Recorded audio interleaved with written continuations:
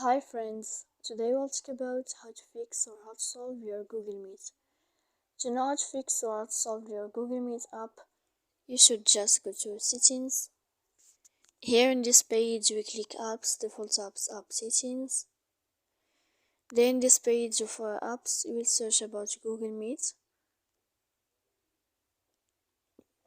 Then this list of app info we click on first stop and we click OK. After that we'll enter to storage. Here we click clear cache, and in the end you can turn off your phone. You will wait 3 seconds to turn on your phone again. If it's not working, you can go to Play Store, you will find uninstall, and you can install again your app. So please don't forget to support us by like and subscribe.